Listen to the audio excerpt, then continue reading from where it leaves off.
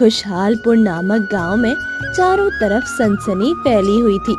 सबके जुबान पर एक ही नाम सुनाई देता था, जो नाम था जादुई जिन की रहस्यमय गुफा। कोई भी उस गुफा के आसपास जाना तो दूर की बात थी, नाम लेने से भी लोग कतराते थे। तभी गांव में एक रमेश नामक व्यक्ति ने दस्तक दी थी, जो कि बड़ा ही जिज्ञासु और निडर था। मैंने सुना है गांव में एक व्यक्ति आया है जिसे किसी से डर नहीं लगता। हाँ, मैंने भी सुना है, शायद उसका नाम रमेश है। गांव के सभी लोगों का कहना है कि वो बड़ा ही जिज्ञासु और निडर भी है। अरे भला वह ऐसा क्यों होना? आखिरकार उसके पिताजी तो बड़े ही जिज्ञासु थे, तो ये भी उन्हीं की तरह निडर और जिज्ञासु है। आखिरकार ये भी तो उन्हीं का पुत्र है, जैसे पिता होंगे वैसे ही तो पुत्र होगा। इसके पिता कौन है? वो जिसके खत मेरे घर के पीछे थे, वो पृथ्वीराज। अरे हाँ, वही पृथ्वीराज। वैसे मुझे तुम्हें कुछ बताना है। क्या बताना है? मुझे बताओ। गांव वाले बात कर रहे थे कि रमेश को इस जादुई जिन्न और रहस्यमय गुफा के बारे में पता नहीं चलना चाहिए। गांव के सभी लोग को इस गुफा के बारे में पता है, और उसे भी रहस्यमय गुफा के बारे में पता होना ही चाहिए। और अगर उसे इस गुफा के बारे में पता ना रहा और वो गलती से इस गुफा में पहुंच गया तो बेचारे की जान जा सकती है। अरे वो गलती से उस गुफा में पहुंचेगा तो बात अलग है, लेकिन अगर उसे गुफा के बारे में पता चला तो वह जानबूझकर गुफा में चला जाएगा और पता लगाएगा कि आखिरकार इस तरह में गुफा में क्या है। इसलिए उसे कुछ मत बताना। क्या? अगर उसे गुफा के बारे में पता चलेगा तो वो जानबूझकर उस खतरनाक गुफा में जाने की कोशिश करेगा? लगता है वो बहुत पागल है। तभी वहाँ से रमेश गुजर रहा होता है। वो राजेश और रामू की सारी बातें सुन लेता है और खुद में बड़बड़ाने लगता है। अच्छा, तो ये बात है। अब तो मैं इस रहस्यमय गुफा का रहस्य पता लगा कर रहूंगा। आखिरकार मुझे पता तो चले इस गुफा में असली रहस्य क्या है और ये जादुई जिन्न कौन है। जैसे ही रात होती है, सभी लोग अपने अपने घरों में जाकर सो जाते हैं। चारों तरफ सन्नाटा छा जाता है, ठंडी हवाएं चलने लगती है। इसी बीच रमेश अपने हाथों में एक मशाल लेकर रहस्यमय गुफा का पता लगाने निकल पड़ता है। रमेश जैसे जैसे आगे बढ़ रहा था, ठंडी ठंडी हवाएं रमेश की ओर आ रही थी। चारों तरफ शांति थी। शायद ये शांति तूफान के पहले वाली शांति थी, जिस तूफान से रमेश अनजान और निडर होकर आगे बढ़ रहा था।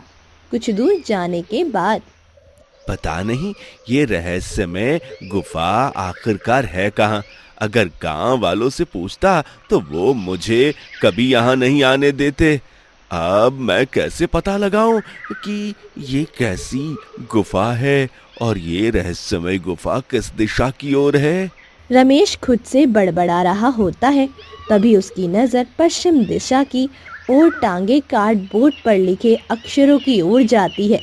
रमेश उन्हें पढ़ने लगता है। यहाँ जाना मना है? ये कैसा बोर्ड टंगा है? लगता है गांव वालों ने जानबूझकर यहाँ टांगा है ताकि कोई भी यहाँ गलती से चला ना जाए। इसका मतलब इसी तरफ आगे बढ़ने से मुझे रहस्यमय गुफा का पता चलेगा। रमेश ये सोच पश्चिम दिशा की ओर निडरता के साथ आगे बढ़ता जा रहा था। तभी उसे अचानक से किसी के रोने की आवाज सुनाई देती है। ये क्या? ये अजीब सी आवाज किसकी है? इस अंधेरी रात में डरावने जंगल में कौन रो रहा है? रमेश उस आवाज को ध्यान से सुनने की कोशिश करता है तो उसे पता चलता है कि किसी बिल्ली की रोने की आवाज है। रमेश जैसे जैसे आगे बढ़ता जा रहा था, आगे का रास्ता उसके लिए और भी कठिन और डरावना होता जा रहा था। बड़ी मशक्कत के बाद रमेश गुफा के पास पहुंचता है। लगता है ये वह गुफा है जिस गुफा में जादुई जिन्न रहता है। मुझे इस रहस्यमय गुफा का रहस्य जानना होगा। इतना कहकर रमेश गुफा के अंदर चला जाता है। जैसे ही रमेश गुफा के अंदर जाता है, गुफा अपने आप बंद हो जाती है। रमेश को आगे जाते जाते एक दरवाजा दिखता है। रमेश जैसे ही उस दरवाजे को खोलता है, दरवाजे को खोलते ही एक अजीब सा धुआं रमेश के सामने आकर गूंजने लगता है और उस धुएं में से एक जिन बाहर निकलता है।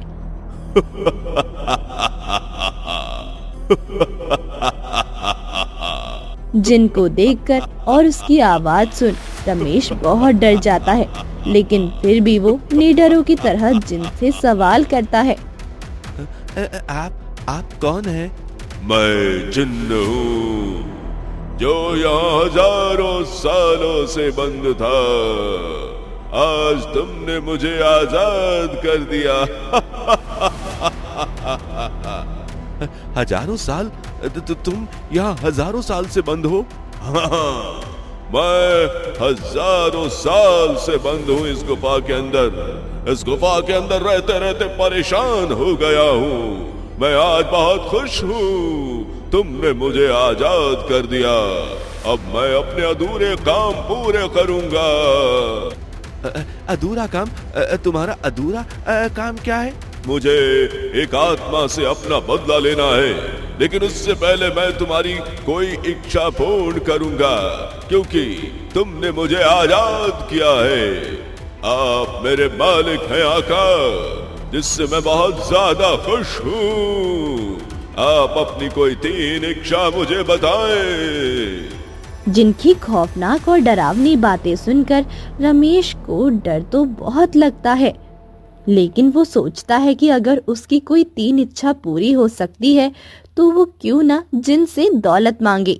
मुझे इतना अमीर बना दो कि मेरे पास बहुत सारे पैसे हों, पूरे गांव में सबसे अमीर इंसान मैं बन जाऊं। मैं तुम्हारी इच्छा पूरी करता हूँ। अचानक से वहाँ एक धुआं बनता है और बहुत सारे सोने के सिक्के और गहने रमेश के सामने आ जाते हैं। मैं तुम्हारी इच्छा तो पूरी कर चुका हूँ, लेकिन याद रखना, इन पैसों को पाना जितना आसान होगा उतना ही मुश्किल। उन पैसों को संभालना। अब तुम्हारी दूसरी इच्छा बताओ। मेरी दूसरी इच्छा है मैं तुमसे कभी और मांग लूंगा। अभी सिर्फ यही इच्छा थी, अब मैं जा रहा हूँ। जो आज्ञा मालिक। इतना कहकर जिन गुफा का दरवाजा खोल देता है। रमेश वहाँ से बाहर निकल जाता है। अगले ही दिन रमेश बहुत अमीर इंसान बन चुका था। जब रमेश अपनी शानदार कार से उतरकर अपने घर में जाता है, गांव के सभी लोग उससे देखकर हैरान रह जाते हैं और आपस में बातें बनाने लगते हैं। एक रात में रमेश ने ऐसा कौन सा चमत्कार कर दिया जिससे वो अचानक इतना अमीर बन गया? अरे कोई चमत्कार नहीं हुआ। जरूर इस रमेश ने कुछ गलत काम करके इतने सारे पैसे कमाए हैं, वरना एक रात में ऐसा कौन सा चमत्कार हो जाएगा जो आज तक हमारे साथ कभी नहीं हुआ और इसके साथ हो गया। सही कहा, अभी कल ही ये गांव में आया था और आज देखो ये रंग रूप पूरा बदला हुआ। जरूर कोई गलत काम करता होगा। तभी रमेश घर के बाहर निकलता है। सभी लोग रमेश को शक की नजर से देखने लगते हैं और रात होते ही कुछ लोग रमेश के घर में चोरी करने की योजना भी बनाते हैं। हर दिन सबके घर में जा जाकर थोड़ा थोड़ा सामान चुराता था, लेकिन अब मुझे इतनी मेहनत नहीं करनी पड़ेगी। गांव का सबसे अमीर इंसान रमेश है। मैं रमेश के घर ही चोरी करूंगा और चोरों की गैंग में सबसे अमीर बन जाऊंगा। रमेश कल की बात सुनता है। अब रमेश पूरी रात नहीं सो पाता है और हर रात रमेश को एक ही डर सताने लगता है कि कोई उसके घर में जाकर उसके सारे गहने न चुरा ले। जैसे तैसे करके सुबह में रमेश को थोड़ी नींद आती है। छोड़ दो, मुझे मत मारो। छोड़ दो, मुझे मत मारो। रमेश तुरंत उठकर अपने बिस्तर पर बैठ जाता है। उसे पता चलता है कि वो एक सपना था। अब इसी तरीके से सपने में रमेश को हमेशा आने लगे थे, जो रमेश को रातों में सोने नहीं दिया करते थे। रमेश की अब नींद ही उड़ गई थी। उसे डर लगता रहता कि कोई इस दौलत के चक्कर में उसे मार ना दे। हे भगवान, अब तो मैं ना रात को सो पाता हूँ, ना सुबह में घर को छोड़कर कहीं बाहर घूमने जा पाता हूँ। इस बंद कमरे में तो दम घुटने लगा है और मुझे डर लगा रहता है कोई मुझे आकर मार ना दे। इन दौलत के चक्कर में मैं अपनी जान ना खो दूं। अब इन सबसे छुटकारा पाने का एक ही रास्ता है। मैं जाकर उस जिन्न से अपनी दूसरी इच्छा मांग लेता हूँ। रमेश उस जिन के पास जाता है और एक ऐसी इच्छा मांगता है जिससे वो और भी ज्यादा परेशान हो जाता है। सभी गांव के लोग उससे दूर भागने लगते हैं। तो देखना होगा काफी दिलचस्प कि रमेश की वो दूसरी इच्छा क्या थी।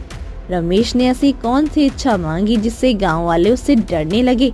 ये देखने के लिए बेसब्री से इंतजार करें अगले पार्ट का। तो दोस्तों, कैसी लगी आपको ये कहानी? हमें कमेंट बॉक्स में जरूर बताएं और ऐसी ही मजेदार कहानियाँ सुनने के लिए हमारे चैनल को सब्सक्राइब जरूर कर लें।